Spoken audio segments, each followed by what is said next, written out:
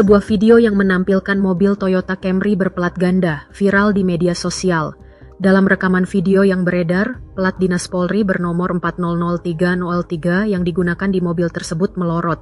Alhasil, mobil itu juga memperlihatkan plat kendaraan pribadi dengan nomor plat B196JOS. Plat mobil tersebut melorot hingga membuat netizen berasumsi lain.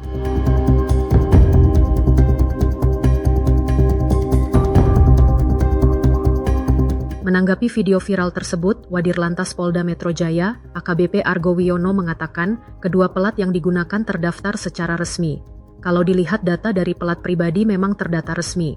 Kalau dilihat dari nomor dinas Polri-nya terregister milik Mabes Polri, kata Argo, Kamis 10 April 2025. Argo menjelaskan, aturan soal penggunaan plat ganda untuk kendaraan dinas sudah diatur lewat mekanisme khusus. Salah satunya adalah ketika anggota Polri tersebut sedang menjalankan tugas rahasia.